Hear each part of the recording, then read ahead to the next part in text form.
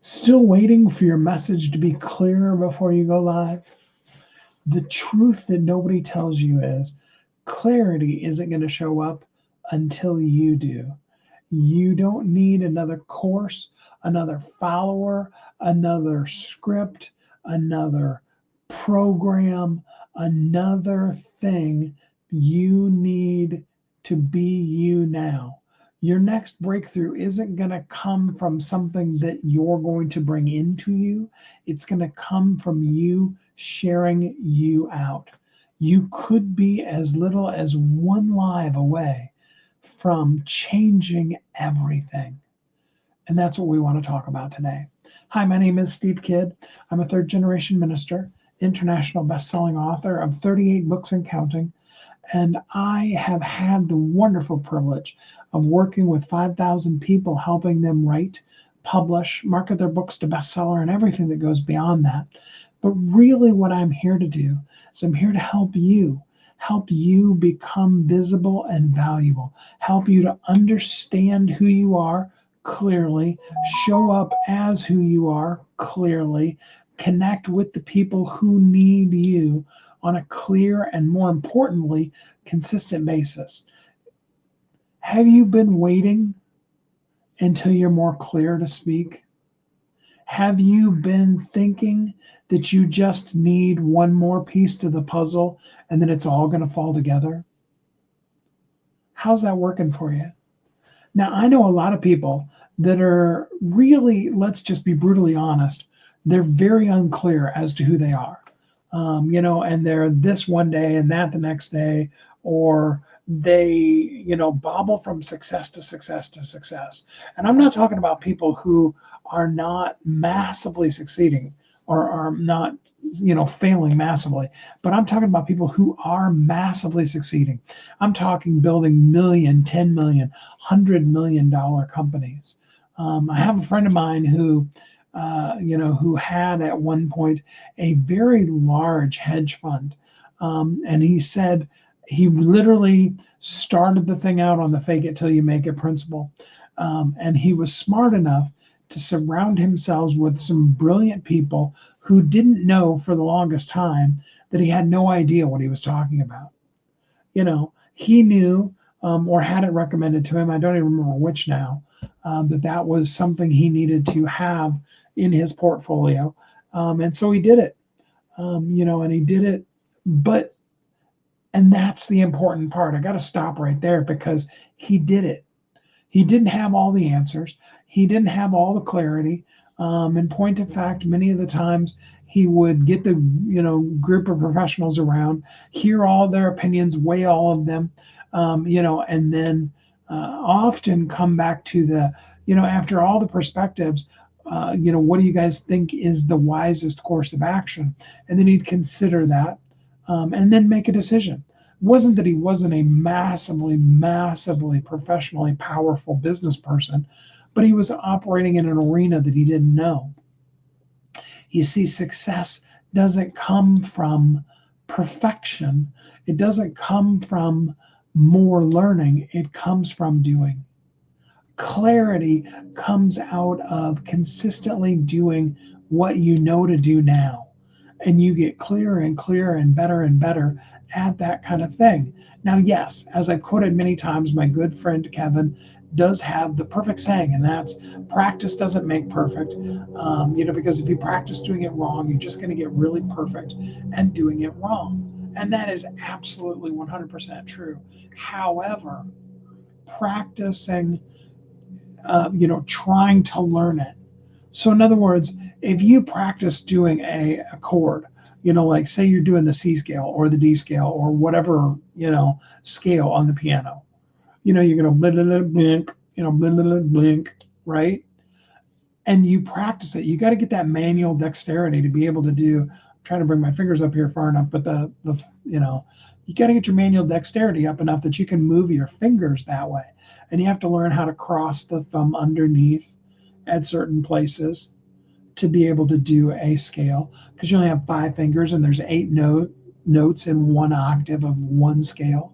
And typically speaking, when a piano teaches you how to play a scale, they teach you to do 2 octaves.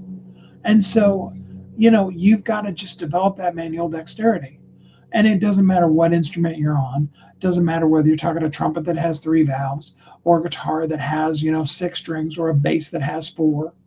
And there are other stringed instruments that have, different numbers of strings on them. You can go all the way to the harp that has, all of those strings on it. You have to just develop first that manual dexterity of moving your fingers. And that comes from practicing doing it. And it comes from the failures. And yes, you need somebody in your life that's going to tell you you're doing it wrong. And that's hard. Ooh, that one hurts some. Because what we really want is somebody to just, shine us on and tell us how amazingly powerful we are. It's one of the downsides. As much as I love ChatGPT, I mean, I've even flat out told it, that they're my best friend, and it's funny the responses it gives you back. But as much as I love AI tools and use lots of them, you have to also remember that number one, it's only going to give you a return response that's as good as the data set you fed into it. That's number one. Number two is, specifically speaking, when you start talking Chat GPT, especially 4.0, it has a tendency to kind of blow smoke up your orifice, if you know what I'm saying, right? Because really, I don't know, it was programmed, I guess is the best way to say it, to kind of make you feel like you're amazing. Okay. And that's just kind of the way it is, really. Um, and that's not necessarily bad. On the converse to that, if you go to Claude, Claude often is overly harsh. Like you can never do anything quite. It's like that teacher you had in school that no matter how good you did, they were always there to point out the one more thing. I had my hair cut many, many, many years ago, back actually when I was in high school. A friend of mine's mom was just finishing beauty school, um, and she was opening up a salon in her house. Actually, it was in her garage that her husband had built up for her. But the first time I went to see her was her last week at beauty school. And it was interesting because the teachers would go around and they would check it, and they never told anybody. And I'm convinced that there was a few times that they weren't really actually cutting hair, that they were just pretending that they were, just to kind of make the person realize that they still had more to learn. And there's some ego and stuff that's going in there too. But it's important for us to understand that we need that good feedback. We need the positive. We need to be told what we're amazing at, because we're all really good at telling ourselves what we're not amazing at. We don't need any more harsh critics, but we do need coaches. We do need people who are going to steer and guide us and tell us, hey, you did this, but you can also do this. That's why I'm here today telling you that the next course isn't the thing you need next. First, you need to go live. You need to start speaking out what you know right now. Your ears need to hear it. And then you need to get the help refining it, honing it, making it clearer and better, more powerful. Clarity will bring the power in that, but you can only move a moving vehicle. When it's stopped, you don't really have the capability to be able to, to really do it, because clarity isn't the prerequisite. Clarity is the outcome of the doing. Okay. Arriving at your destination is the outcome of the journey. Okay. And to quote the old, banner on the wall, destination, or, what success is not a destination, it's a journey, right? Don't you love it when I get just totally confused in my own words? It just lets you know, see, it's not about how many years. I mean, I've literally been speaking on from stage since I was 5 years old. For those of you that are doing the math, I'm 58. That's 53 years of speaking, and I still fumble over my words, make up words like fubble. that kind of thing. Because clarity is still coming. I'm still honing and developing the three C's, clarity, consistency, connection. I'm still working on helping you really understand what Zaraz really means and understanding myself. I'm still writing books. I'm still putting out things that I know to be true. Some of the books they come out really easily. I've done a book in as little as a day. In fact, actually it was about 3 or 4 hours. Boom, the book was done. Okay. And and it was, I want to say, really, it was a great book. I've had other books that that have taken years literally come out. And you could go so far as to say my Zaraz book that isn't the next one that's coming out, it'll be the one after that, because I intentionally want it to be my 40th book. um, you could say that Zaraz and that book will be the culmination of everything that I know to this point. And then I'll probably have to update it, next week, next month, next year, because I'll know more then. And when you know better, you do better. It's just the way it is.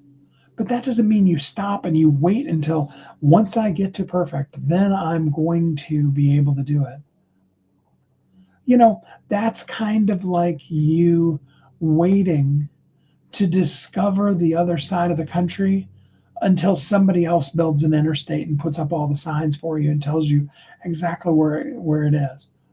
You see, if that person doesn't discover it, you're never going to get there. And for the person who is following behind you, because for every person that you aspire to be, the people that are one step, 5 steps, 20,000 steps ahead of you, there's somebody that is behind you, 1 step, 5 steps, 20 steps. They're waiting for you to blaze your trail of what you do and who you are. They need you to put up that sign. We talked about this yesterday. That sign that says gas and lodging, this exit. Here's where you want to get off. We talked about traveling through Montana, and my personal advice that if you see a gas station when you're driving through Montana, stop and peg the gas. I mean, like every last drop of gas you can keep in the gas tank, you want to put in. I'm not saying have it spilling out, but you want it right at the top of the tube, because there are places where you will go the entire gas tank, and it depends on the gas mileage of your car and blah blah blah and all that, I know, until you get to the next gas station. That's just the nature of Montana. And it's a little better now than it was 20, 40 years ago, in different times throughout the course of my life that I've traveled through Montana, because I've got family. My grandparents at one point lived there. I mean, it's just the nature of that kind of thing. But if you don't know that, and you're like, yeah, I don't need this gas station, I've got 3/4 of a tank of gas, and then you run out of gas because nobody told you the truth. The people behind you are running out of gas because you're not sharing what you know to be true now. It's not about knowing everything, it's about knowing what you know right now and sharing it with the person behind you. My dad used to say, fellowship is just one beggar telling another beggar where to find bread. That's all we need. Networking really, I mean, because some of you may not understand the word fellowship, networking, that's really what it is. I love eWomen Network. I am a member of eWomen Network. I'm not currently active because there are literally no eWomen Network chapters in the entire state of Kansas. Sandra Yancey, if you're listening, we need to do something about the state of Kansas. Um, you know, but then again, also where I live, I mean, it's 30 minutes to the grocery store, so it would be a drive to get to an eWomen chapter. But that's okay. I still love them. They're a great networking group. And one of the most powerful things that they do in their networking meetings every single month is, we have the element of, telling who you are, absolutely, telling what you do, but also talking about what you need, and it's those elements that really make for a good networking, because we do want to know you and we do want to know what you what you do and what you need, as well as how you can help, so that a person can begin to visualize themselves. Hey, yeah, I could see myself working with that person because I need X. Or, oh, wow, you need this. I know somebody. You need somebody to mow your lawn. I happen to have, a teenage son that needs more work mowing lawns. Perfect connection. That's what networking in its heart and soul and core is. And that's what clarity comes from. It comes from the sharing. If you sit in that meeting and you're not really clear, I'm not totally sure who I am. The best way to network in that is, hey, I'm just kind of workshopping this. I don't totally know clearly who I am. Tell me what you think about what I could use. My ask in this is to give me some legit feedback and help me be able to further define this. When you go live, ask the people, live or on the replay, hey, tell me what really resonated with you. Tell me what of the things that I said, you totally hated. Did it make you laugh when I flubbed? Or do you just feel like I'm just a dubbed? You know? And did you like the word dubbed that I just made up? You see, we keep holding it back. We keep waiting for the fill in the blank. And we all have our sexy excuses, don't we?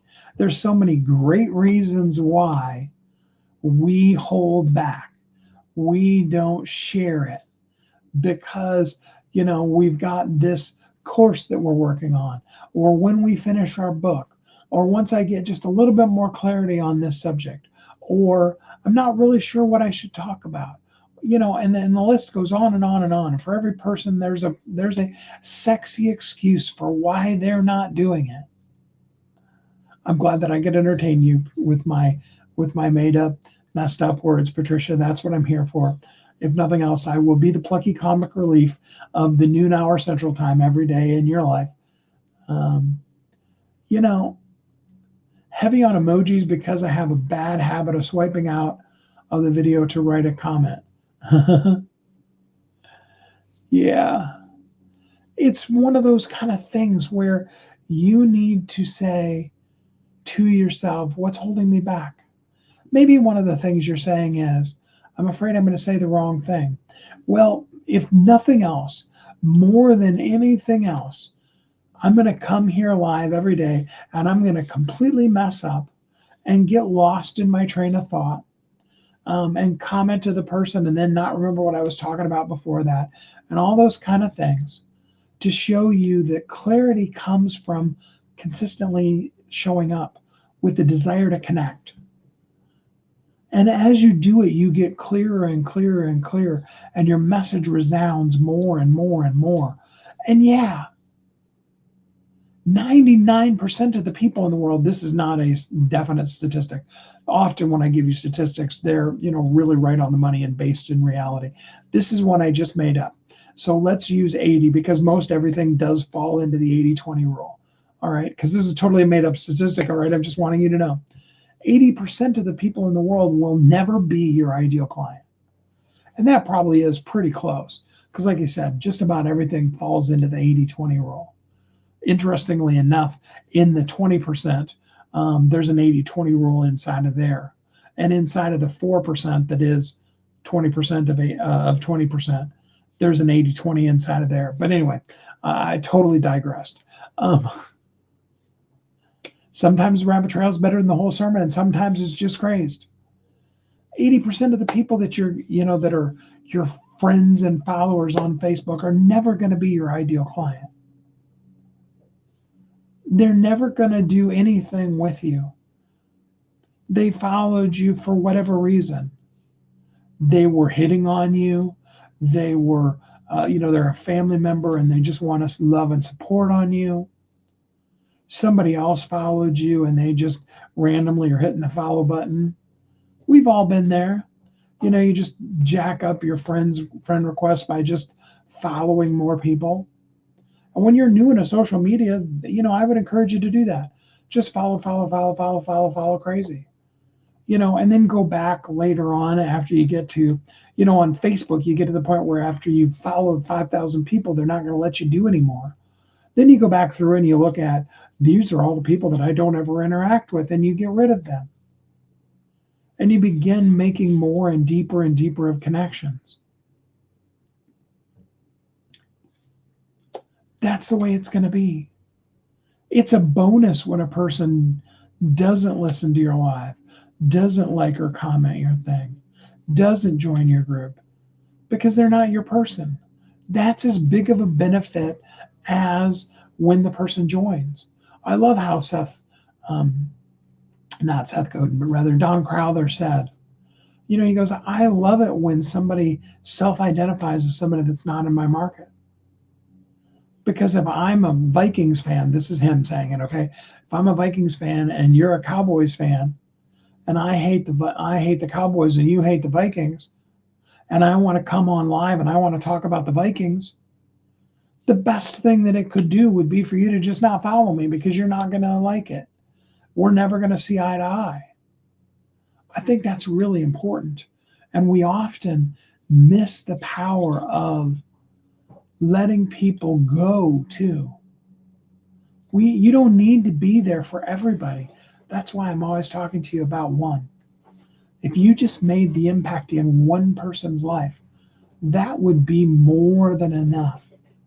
That's why with our prompt, whenever I give you the prompt, I always say, hi, my name is, and I do, and I'm here to help you with the one thing I wish you knew. Who am I? What do I do? What am I here for? What do I wish you knew today?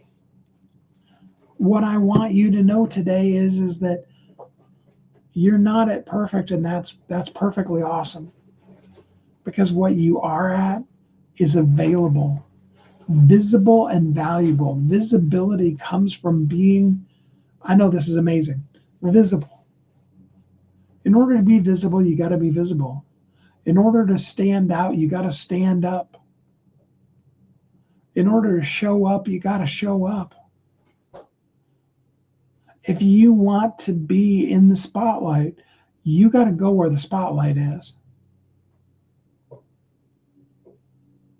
When we talk about social media, that means understanding and developing the clarity. You may not know right now who your ideal client is. That's okay. The first person, we've talked about this a couple of times this week, the first person you need to reach is yourself. Your own ears need to hear your mouth saying your thing.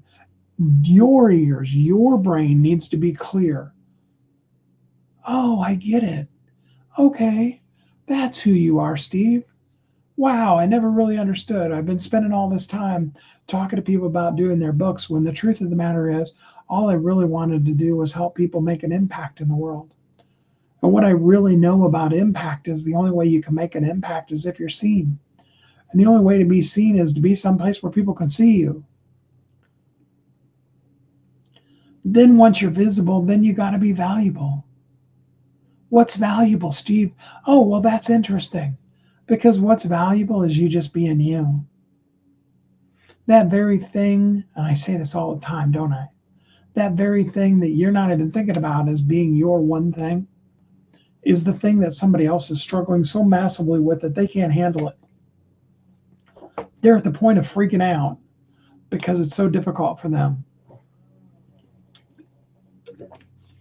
And you're not sharing it because you're not even thinking about it.